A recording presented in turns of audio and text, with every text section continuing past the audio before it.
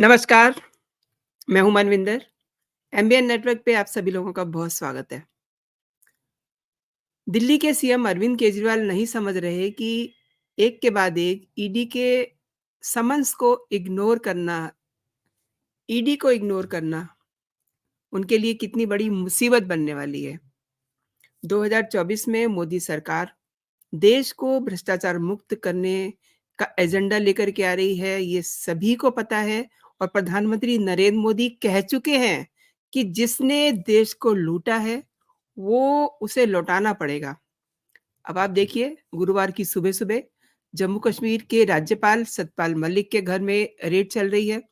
दिल्ली के कई और ठिकानों पर भी रेड चल रही है। इसका मतलब सरकार का रुख देखते हुए जाँच एजेंसियाँ अपने काम में जुटी हुई हैं, यानी कि उन्हें भी पता है कि मोदी सरकार का मेन एजेंडा क्या है।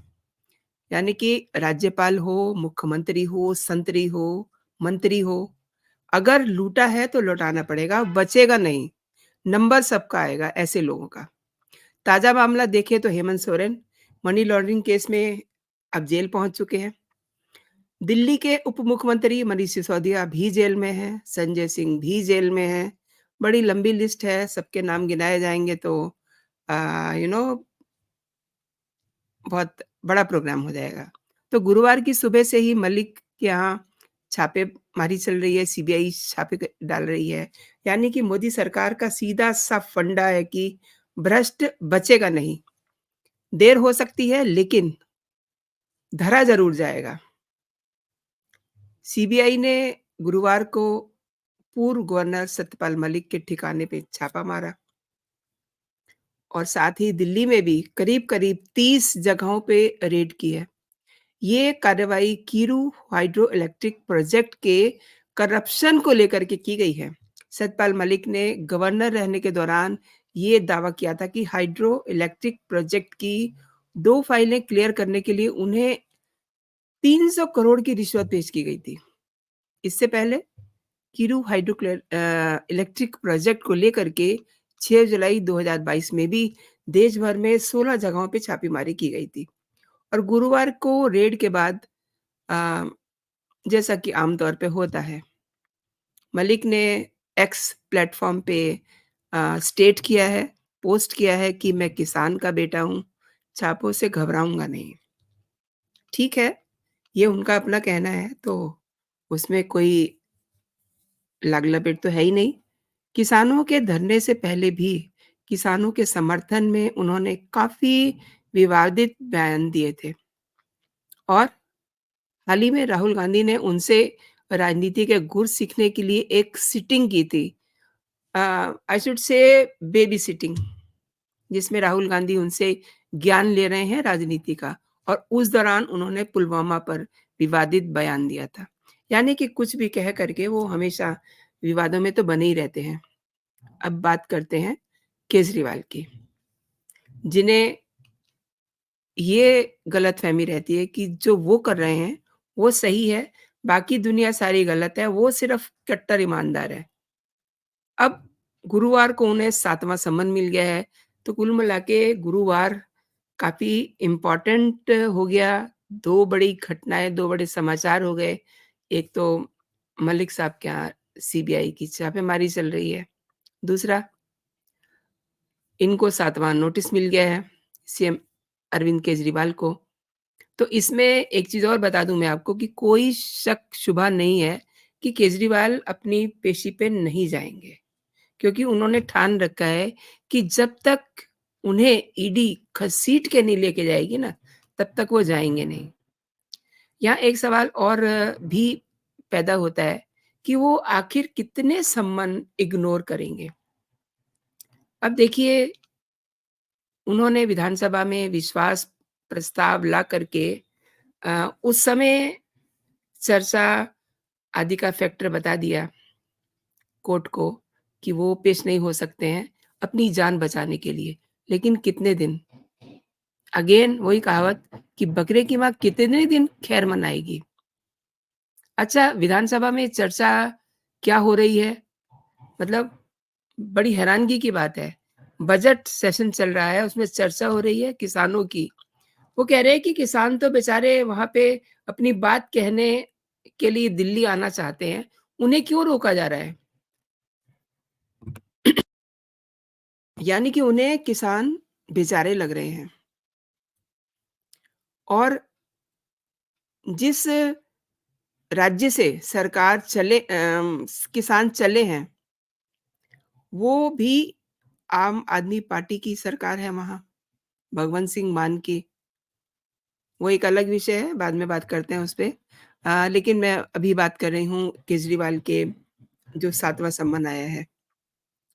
तो अब ये मान लिया जाए कि अगर वो अपने आप को बहुत बड़े सयाने मान रहे हैं ना, तो सभी जानते हैं कि सयाना कौवा कहाँ गिरता है।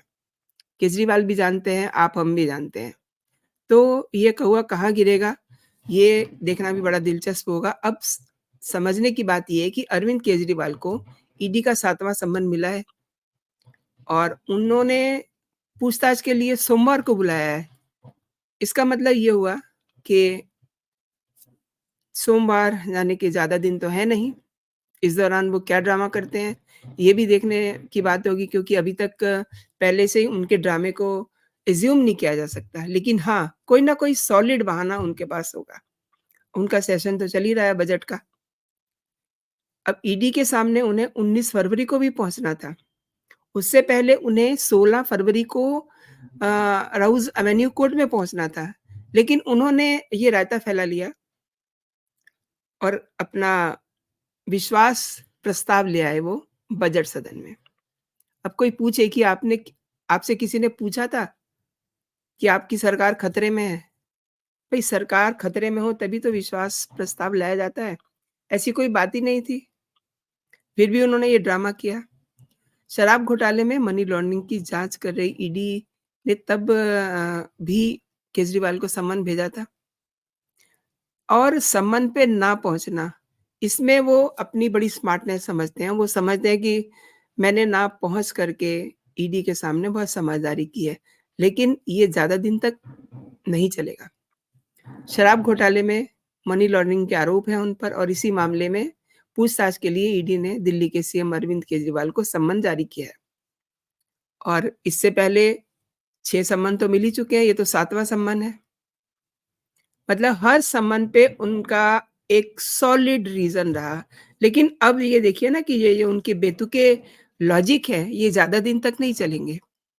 छठे सम्मन पर भी वो नहीं पहुँचे थे, उन्होंने कहा था कि ये सम्मन अमान्य है और कई सारी बातें उन्होंने इसमें जोड़ दी। 21 दिसंबर को सम्मन जारी हुआ था, 3 जनवरी को सम्मन जारी होता है, 18 जनवरी को होता है, 2 फरवरी को होता है। लेकिन क्या मजाल है, जो अरविंद केजरीवाल ने ये सोचा हो कि वो कम से कम इस सम्मन का सही से जवाब ही दे दें। छठा सम्मन जारी होने पर दिल्ली के सीएम अरविंद केजरीवाल ने तो मतलब ईडी को एक तरह से कानून पढ़ाना शुरू कर दिया था। उन्होंने ये कहा कि हम कानून के मुताबिक जवाब देंगे और ईडी को नया सम्मन जारी करने की ज़रूरत नहीं है। उन्हें कोर्ट के फैसले का इंतज़ार करना चाहिए। लेकिन ईडी ने तो उनका कानून समझा ही नहीं।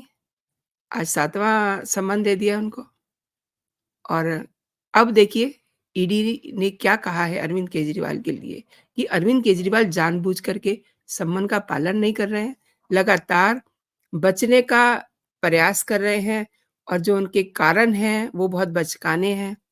अगर उच्च पदों पर बैठे लोग इस तरह से कानून का उल्लंघन करेंगे, तो आम आदमी के बीच में गलत संदेश जाएगा। एग्ज़ैक्टली यही बात 2012 में कभी अरविंद केजरीवाल ने भी कही थी। जिस समय लालू एंड कंपनी को समन वगैरह जारी हो रहे थे, तो उन्होंने कहा था कि मुझे बड़ी शर्म आती है कि इन पदों पर बैठे लोग जब जाँच एजेंसियाँ उन्हें कॉल करती हैं, तो वो वहाँ पेशी के लिए पहुँचते नहीं हैं। लेकिन अब शायद वो उस अपने ट्वीट को भूल गए हैं, जो उन्होंने 2012 में किया था। अब मतलब बेशर्मी की हद होती है ना। आई एम सॉरी टू से बेशर्मी।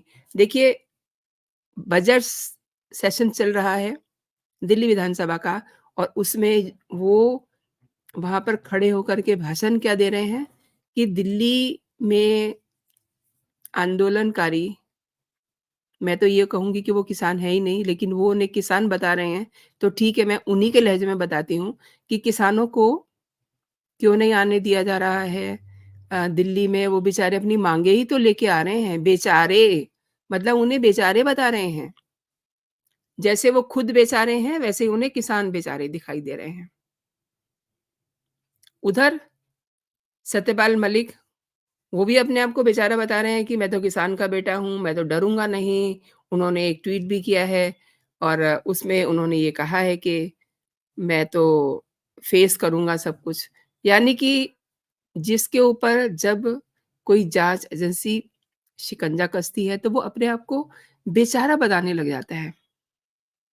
अच्छा, ये लोग सरकार में बहुत दिन तक रहे हुए हैं। सतपाल मलिक तो बड़े senior you can say leader रहे हैं, लेकिन हमेशा जो है वो कुछ ना कुछ खुराफात करते रहे हैं।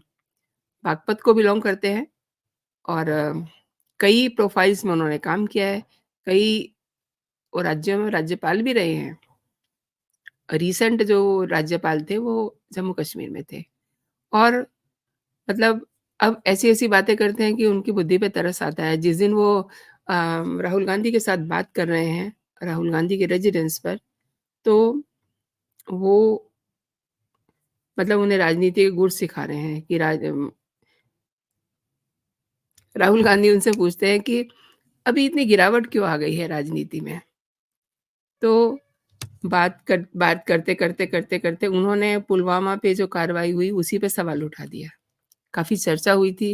मतलब इतने सीनियर, मतलब उम्र के हिसाब से भी वो बहुत सीनियर हैं और अपने प्रोफ़ाइल के हिसाब से भी, लेकिन मतलब ऐसे लोगों के कृत्य कैसे होते हैं? वो अपने सीनियरिटी को नहीं देखते हैं, अपने अपने कहना चाहिए कि प्रोफ़ाइल को नहीं देखते हैं, जो उनके मन में आता है वो बोल देते हैं। Same like Kejriwal. केजरीवाल दिल्ली के मुख्यमंत्री हैं। उनको कम से कम ये तो पता होना चाहिए कि अगर किसान अपना राशन पानी लेकर के आ रहे हैं, ऑलरेडी दिल्ली में जब किसान आए थे तो उन्होंने क्या हश्र किया था, ये केजरीवाल को अच्छा से पता है। जब डेढ़ 1 साल पहले जब उनका आंदोलन नंबर 1 हुआ था, क्या हाल किया था उन्होंने अ, लाल किले पे। इन्हीं बेचारे, जिनको ये बेचारे बता रहे हैं, उन बेचारों ने लाल किले पे अपना धार्मिक झंडा फहरा दिया था और जो सुरक्षा में लगे हुए जवान थे, उनसे मारपीट की। मतलब उन पे एकदम से लिटरली अटैक कर दिया। उनको मार-मार के नाले में गिरा दिया। शायद से अगर मैं गलत नहीं हूँ तो कुछ उसमें कैज़ुअल्टीज़ भी हुई थी। तो उन लोगों को ये बेचारे बता रहे हैं क्योंकि वही किसान हैं सो कॉल्ड और वही उनका एजेंडा है। उन्हें अपनी माँगों से कोई मतलब नहीं है। उन्हें मतलब है तो बदअमनी फैलाना और इसी श्रेणी के केजरीवाल हैं। ये भी ऐसा ही कर रहे हैं। मतलब कितनी न्यूसेंस क्रिएट कर रखी है। 6 सम्मन मिल चुके हैं, सवातमा भी मिल चुका है। अब मुझे ये लगता है कि ईडी जो है इन्हें 3 सम्मन और देगी। मतलब वही हेमंत सोरेन जो इनके गुरु हैं, जो इनके रोल मॉडल हैं, उनकी तरह ये चाह रहे हैं कि इन्हें 10 सम्मन मिले और उसके बाद फिर इनको घसीट कर लेके जाया जाए। जिस तरीके से हेमंत सोरेन को ईडी ने घेरा था।